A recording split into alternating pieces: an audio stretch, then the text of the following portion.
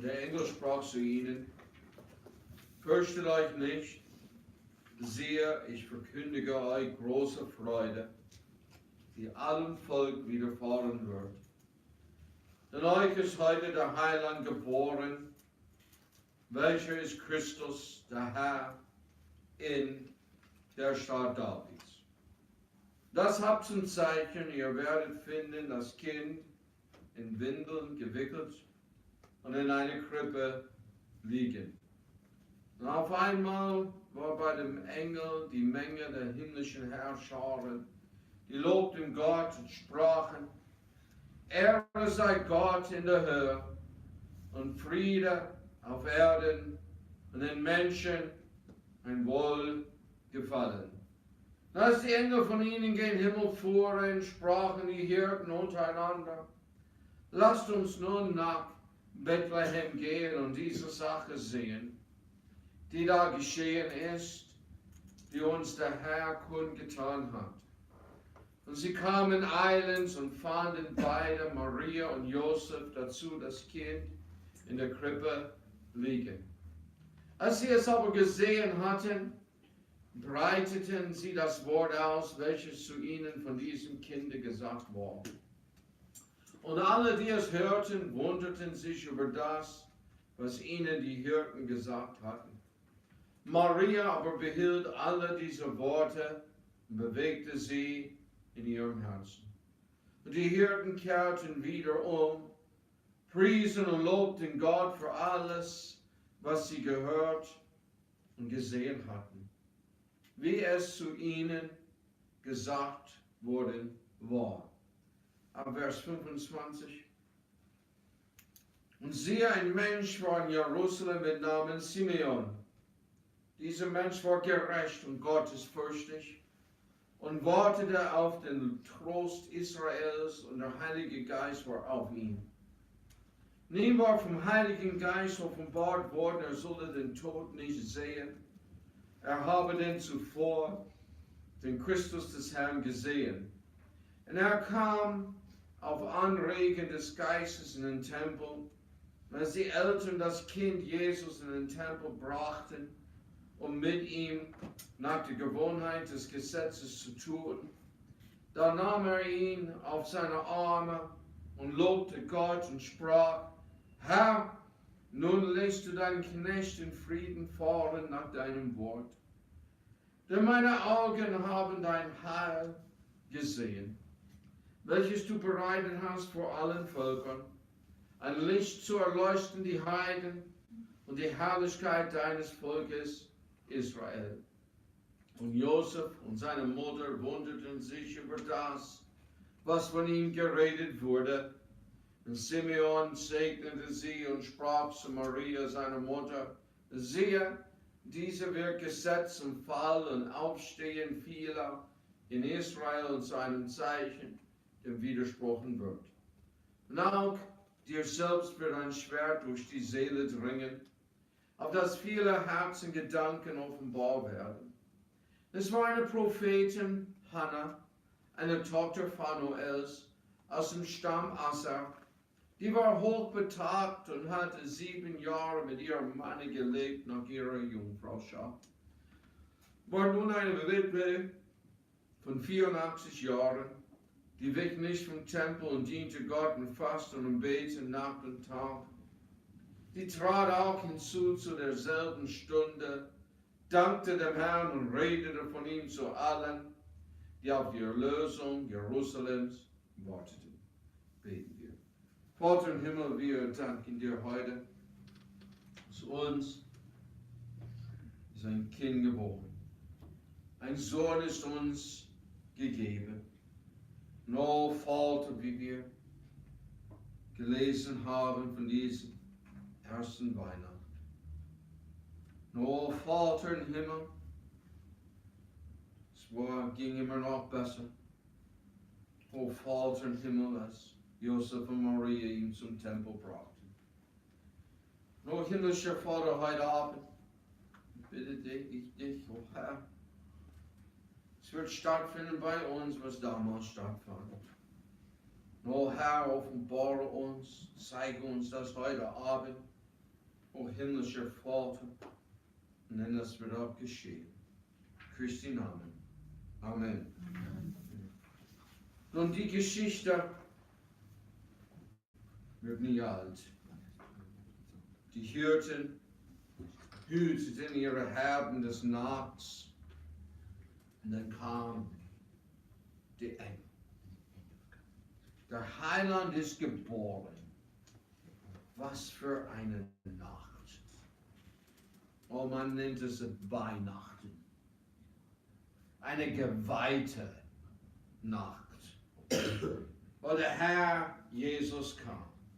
Man sagte, dieser Integrationsminister hat was vergessen in seiner Botschaft.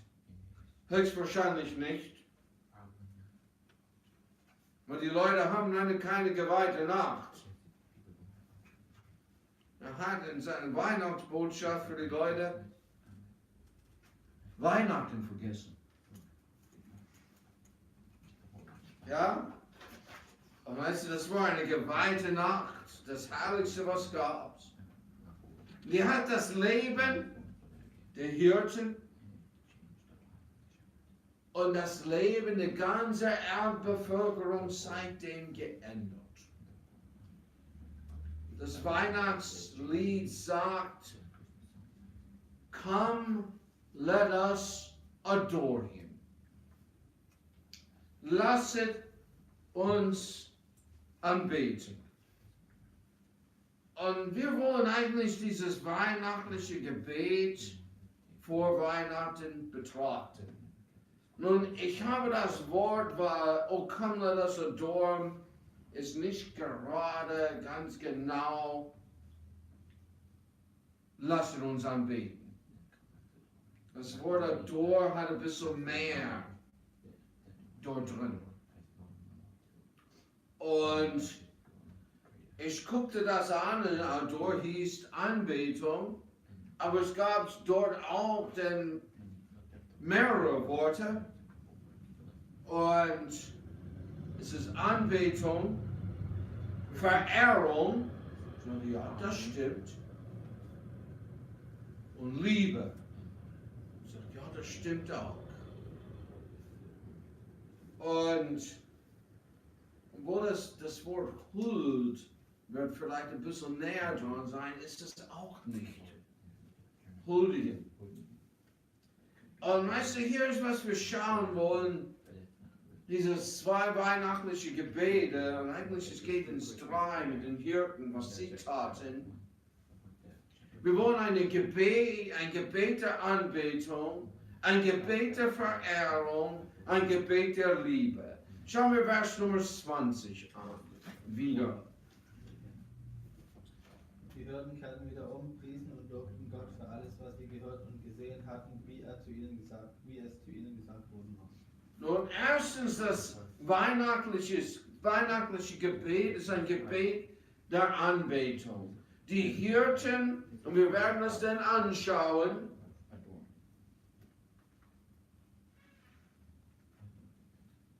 weil ohne hinzugehen, gab es den zweiten Teil nicht. Die kamen zurück. Und das ist auch der Grund, warum der zweite Teil, eigentlich der erste Teil, fällt. Es ist ein Gebet der Anbetung. Sie kamen zurück von dem, was sie gesehen haben. Und was haben sie getan? Sie haben den Gott was? Gepriesen. Sie haben Gott gelobt. Und es ist nicht bloß, okay, Halleluja, lobe den Herrn, oh Gott sei gelobt. Wie es geschieht in modernen Kirchen. Ja, die haben ihren Lobpreis, aber es ist gar kein Lobpreis drinnen. Überhaupt nicht was dabei. Sie priesen Gott für was sie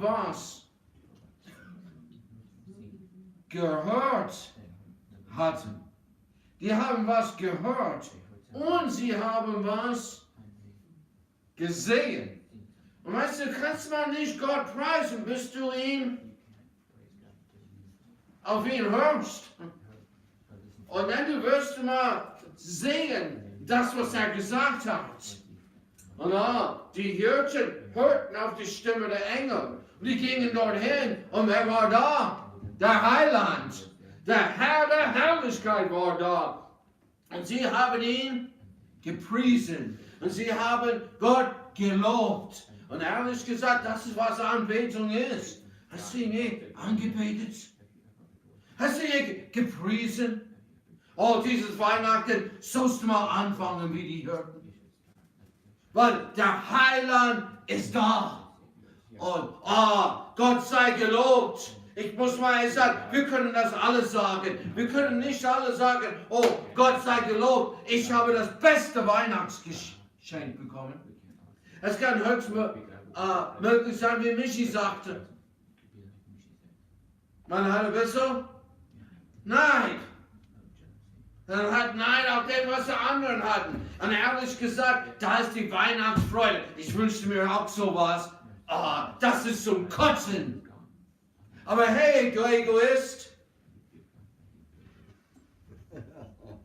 Hey, er ist für dich geboren. Jetzt kannst du Gott preisen, ne? Er ist für dich da. Deswegen ist er gekommen. Für dich persönlich. Nummer 1 in deinem Leben. Und hey, weißt du was? Da wirst du mal, wenn du das richtig betrachtest, hörst und siehst, weißt du, deine Rangliste wird ganz schön runtergehen.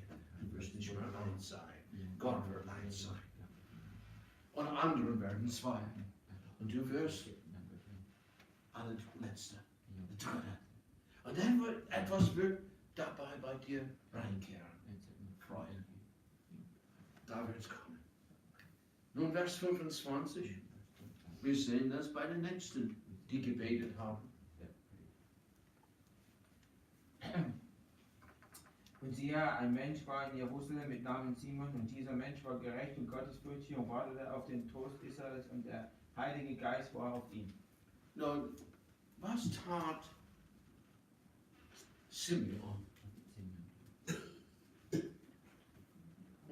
Was tat er? Ja, genau. Er wartete. Eigentlich, er kann nicht gottesfürchtig tun. Gottesfürchtig ist was? Ist es ein Tunwort? Ist es eine Beschreibung? Ja? Er kann das nicht tun. Ja?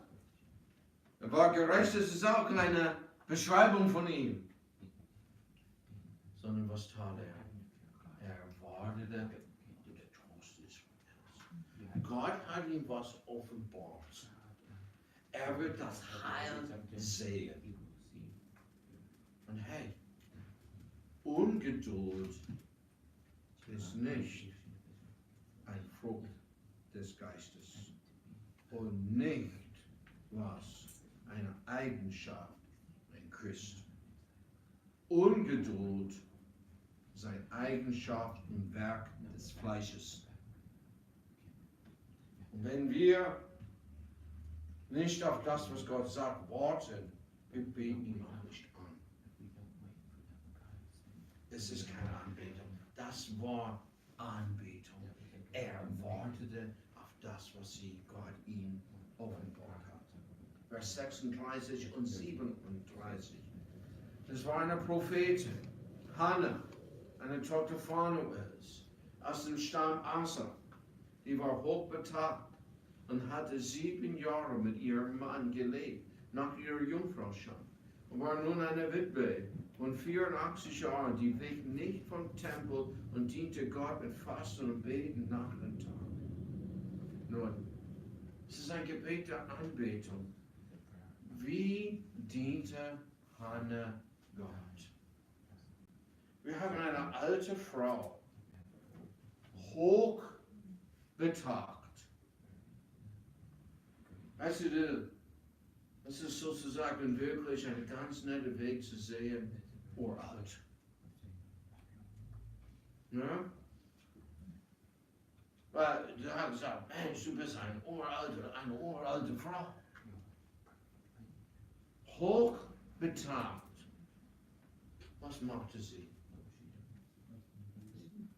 Sie diente Gott Tag und Nacht in den Tempel, beteten und fasteten.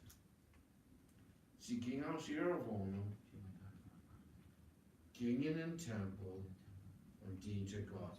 Sie betete ihn an. Und das ist, was wir brauchen zu dieser Weihnachten. Sollen Gott was anbeten, fasten, beten, warten, loben, preisen. Das ist Gott anbeten. Das sollst du mal heute anfangen. Nun, wir haben ein Gebet der Verehrung, Vers 15. Als die Engel von ihnen gen Himmel fuhren, sprachen die Hirten untereinander: Lasst uns nach Bethlehem gehen und diese Sache sehen, die da geschehen ist, wie uns der Herr kundgetan hat. Nun, erinnere mich immer an den eigentlichen Buch von Tozer. Gott spricht mit dem Mensch, der sich wirklich kümmert. Anderen spricht er nicht. Spricht er mit dir? Was hat es genützt, dass die Engel mit den Hirten sprachen und die sagten, oh, das ist schön. Und blieben da.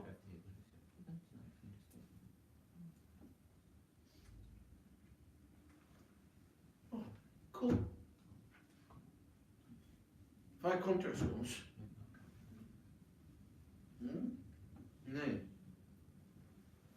Also, er verehrte den Herrn, die Hirten, in denen sie war, hingingen und taten,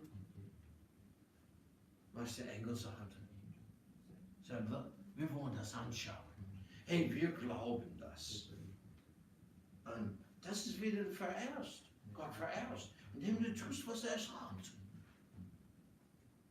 Also, manchmal, wir haben ihn betrachtet, ich habe von ihm gestern gelesen, dunkel. Ja? Man hat nichts mit jemandem zu tun. Man verlässt alles und sagt, ich will was mit euch zu tun haben. Und wenn du alles verlassen hast? Dunkel. Oh, ich verehre Gott. Tust, was er sagt. Das ist, wie wir ihn verehren. Und das ist ein Gebet der Verehrung. Wir tun das, was er sagt. Gehen wir, tun das, was er uns gesagt hat. Schauen wir noch einmal 29 bis 31. Ja, nun lässt du dein Knecht in Frieden fahren nach deinem Wort, denn mein Auge haben dein Heil gesehen, welches du bereitet hast vor allen Völkern. Ja, das ist gut. Nun schauen wir hier die Beschreibung des Simeons. Nun, Simeon betet richtig ab, Herr, lass nun deinen Knecht in Frieden fahren. Und Gott hat ihm gesagt, was wird geschehen? Du wirst mal den Trost Israel sehen. Jetzt hat er das Kind gesehen. Nun, ich muss mal echt sagen, dass ein Kind zu sehen, ich würde mal nicht denken, oh ja, das wird das Trost Israel sein. Wenn ich ein Kind sehe, ja, was wird aus diesem Kind? Ja? Wie viele Kinder sind so mies gewesen? Peter Rockman hat einmal gesagt, und ich hatte nie daran gedacht, ja, da gab es eine Mutter, sie dachte, dass Adolf Hitler war das schönste Baby der Welt. Und was ist er geworden? Was geschieht manchmal aus Kindern? Und dieses Kind war ganz anders. Dieses Kind ist das, wo war es. Der Herr hat ihm das offenbart. Und jetzt verehrt ihn, sagt mal, ich bin bereit zu gehen. Ich habe ihn gesehen. Ich muss gar nicht sehen, wir, Israel, tröstet und hilft. Weißt du, und dann was? Hey, meine Augen haben dein Heil gesehen und das ist er, der Herr Jesus. Und er hat es bereitet für wie viele Völker? Für alle Völker. Weißt du, er hat ihn verehrt mit den Beschreibungen. Vers Nummer 38. Da trat auch hinzu zu der stillen Stunde. So. Dankte dem Herrn und redete von ihm zu allen, die auf die Erlösung Israels warteten. Nun, hier ist Hannah. Und sie dankte Gott, dass sie ihn gesehen haben. Nun, wie alt ist er? 8 Tage alt. Ja? Warum waren die in den Tempel? Für die Beschneidung. Er ist 8 Tage alt. Und sie dankte Gott und sagte, hey, ich habe dein Heil gesehen. Und dann sie fing an, ihn zu verehren und was? Hey, du wartest auf den Trost Israel, du wartest auf den Heiland, du wartest auf den Messias. Hier ist er. Und das ist, wie man ihn verehrt. Hey, du wartest auf Glück, du wartest auf was? Heil, du wartest auf Befreiung, du wartest auf Hilfe. Es ist alles in dem Herrn Jesus Christus zu finden. Hey, es ist nicht, du kannst dein Glück schmieden. Nee. Das macht man. Und nicht unglaublich aber wahr, sondern offensichtlich mit den Augen zu sehen, das Glück, die man selber schmiedet, hat ein Wunder vor. Aber dann möchte man nicht sagen, oh, schau mal, was ich gebaut habe. Ja? Möchte man nicht sehen. Aber, hey, der Herr Jesus Christus ist das alles. Er ist das Heil von allen. Es ist ein Gebet der Verehrung. Und ein Gebet der Liebe. Vers 17. Als sie es aber gesehen hatten, breiteten sie das Wort aus, welches zu ihnen von diesem Kinde gesagt war. Nun, Matthäus 15 habe ich heute früh gelesen. Dass das Herz voll ist. Gelassen. Man weiß genau, was du liebst, worüber du redest. Und worüber sollen wir reden? Was soll der Mund voll sein? Hey, was haben die Hirten getan? Die gingen überall hin. Hey, das sind die ersten Evangelisten. Oh, ich bin nicht berufen, als ein Evangelist zu sein. Die könnten nicht anders. Es gab nichts anderes, was sie tun könnten. Was war mit ihren Schafen? Jetzt hütet jemand anderes die Schafe. Ja? Der Herr. Und wenn die fertig waren mit Verkündigen, die Schafe werden immer noch da sein. Hey, ich muss mal sagen, ich brauche kein Merkzettel zu merken. Man hört mal zu, wie und was man miteinander bespricht. Und das zeigt genau, was du liebst, was gibt es für Verehrung und Respekt. Der Ton macht immer noch die Musik. Da brauche ich keine Asi-Töne. Brauchst ein bisschen Salz.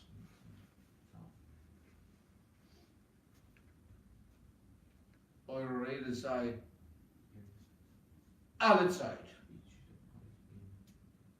mit Salz gewürzt. Alle. Du redest über das, was du liebst. Und habe ich so in ihn Liebe und von ihm, der Heiland, der gekommen ist. Vers 25 bis 27. Noch einmal. Und siehe, ein Mensch war in Jerusalem mit Namen Simon, und dieser Mensch war gerecht und gottesfürchtig und wartete auf den Trost Israels, und der Heilige Geist war auf ihm. Und ihm war vom Heiligen Geist offenbar worden, er solle den Tod nicht sehen, er habe denn zuvor den Christus des Herrn gesehen. Und er kam auf Anregen des Geistes in den Tempel, und als die Eltern des Kindes Jesus in den Tempel brachten, um mit ihm nach den Gewohnheiten des Gesetzes zu tun. Nun, Simeon kam in den Tempel. Nun, erstens, du liebst Gott nicht, wenn du sein Haus verlässt. Niemand liebt Gott, der nicht in sein Haus geht. Kann man sagen, was man will. Weil die Bibel sagt uns ganz klar, wir sollen es nicht verlassen. Wir wollen mal von ihm hören. Und dann das Zweite nun, ist der Abraham ist ein gutes Vorbild, aber in dem Sinne, Simeon ist wirklich herrlich. Ich weiß nicht, wann das ihm offenbart worden ist. Aber wie ich Gott kenne, das war nicht 5 Minuten zuvor.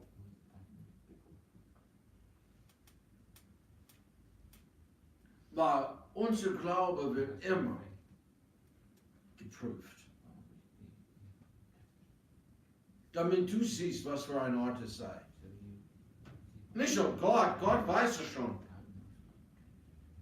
Er kennt es. Ja? Und Abraham hat mal was geopfert, die Tiere da, und er und Gott sollten zusammen durchgehen in einen Bund. Aber Gott kam nicht. Die Raubvögel kamen zuerst und er scheuchte sie weg. Den ganzen Tag. Und dann abends kam der Herr. Und? Ja, Steffen schläft. Die sehen das, ne? Liebe, Verehrung, Anbetung. Alles in einem. Und ja, man guckt, ich meine, ich sehe das von hier und andere sehen das auch. Ja. Und weißt du, Abraham hat nicht geschlafen, aber was wäre geschehen? Die Raubvögel hatten das Opfer gefressen. Hey, das ist was mit deinem Opfer geschehen, nicht wahr? Mit deinem Segen. Es wird von Raubvögeln gefressen, während du schläfst. Ja? Nicht wie Sandra Bullock, während du schläfst. Sondern wenn man nicht wachte. Es war ein Tag. Aber wie lange war das mit Simeon? Er ging in den Tempel, weil er Gott liebte. Das war sein Haus. Deswegen ging er dorthin. Und er kam aus Anregen des Geistes. Heute ist der Tag. Und er hat ihn gesehen, der er liebte. Und es war ein Gebet der Liebe sein. Und weißt du, so sollen unsere Gebete sein, diese Weihnachten. Ihn anbeten. Wirklich anbeten. Ihn verehren. Weil er ist würdig. Und ich muss mal echt sagen, du gibst ihm Brosamen. Hey, seine Brosamen sind besser als deinen. Aber ich muss mal echt sagen, hey, er ist mehr als Brosamen. Er ist der erste Frucht würdig. Ja?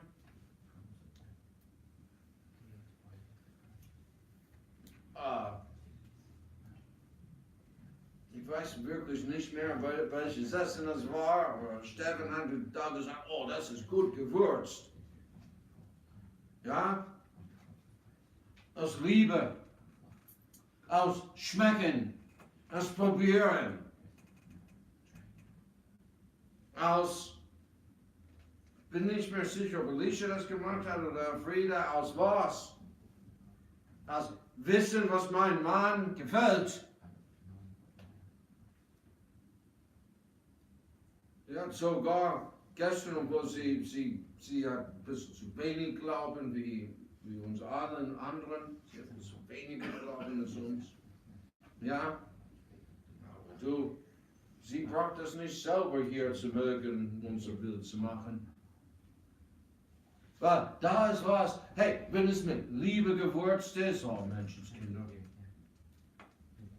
oh, dann schmeckt's. Dann schmeckt es. Und ich muss mal sagen, ist würdig, was dass wir ihn verehren den Herrn mit was deine ersten Früchte, liebe ihn mit allem, was wir haben, bete in Liebe, und ich sage dir, es wird ihm schmecken. Und ich sage dir zweitens, ist niemand Schuldner. Nun, wenn du das machst, um was von ihm zu bekommen, dann darfst du mal Buße tun. Wenn alles die Liebe fehlt. Aber ich sage dir, hey, du verehrst ihn, hey, was zurückgibt, ist unglaublich auch wahr. Es ist unbeschreiblich. Ist so herrlich und wunderbar. Und heute Abend, das ist wie unsere Gebete sein sollen. Anbetung. Bete ihn heute Abend an. Verehre ihn. Und liebe ihn, weil ist würdig. Ist würdig. Nun, 827.